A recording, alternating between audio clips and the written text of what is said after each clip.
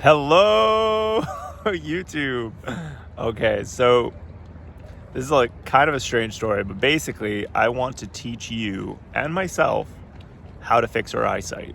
So I have myopia, which means I have nearsightedness, so I can see things that are near-ish, and far is terrible. Like my eyesight's been terrible.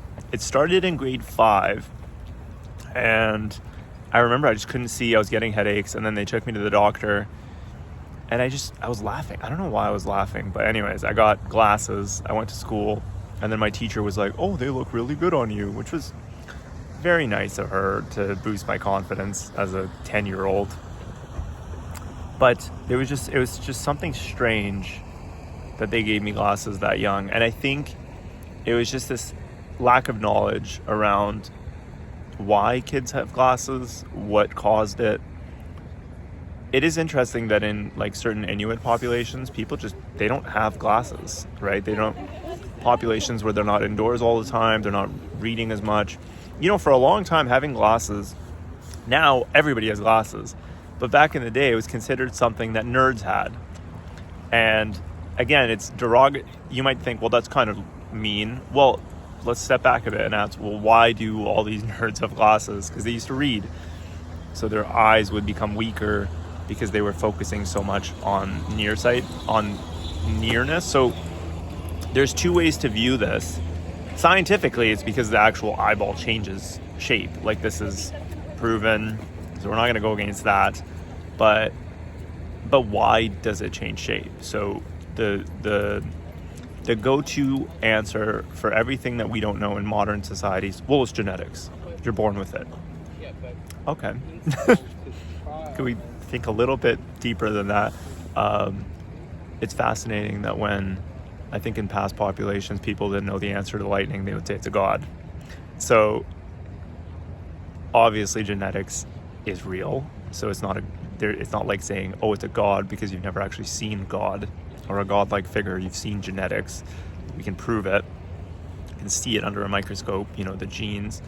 But the only answer to every single problem that we have cannot be it's in the genes. Like, I'm sure it actually is in the genes, where it's in the genes as a human being, you have eyeballs, and the eyeballs are encoded to react to certain situations. It's like saying it's in the schema. If you beat a aluminum foil with a hammer, it will fall apart. Yeah, it's aluminum foil, fair enough, but it also fell apart because you beat it with a hammer.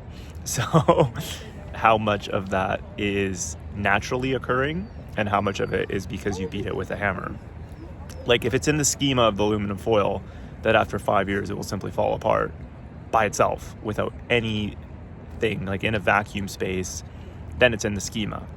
But if it's in the schema that it gets weakened by a hammer blow and then you hit it with a hammer, it is both in the schema of the aluminum foil and it was caused by the hammer. It's both. It's defined by the way it will react to certain forces, and upon those forces, the aluminum foil will fall apart.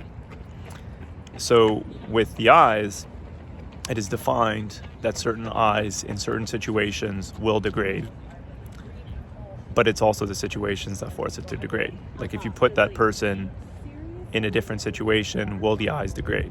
The exact same person. It is impossible to prove. That's why we have, studies where you have many people and you can put them into different situations.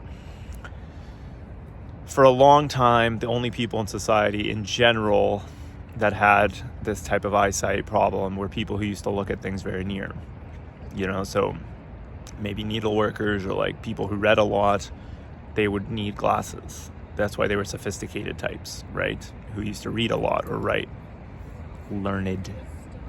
And now almost everybody has it because we all have our phones, etc. I think there is a study on like Inuit populations that aren't inside as much. Their rate of myopia is far less.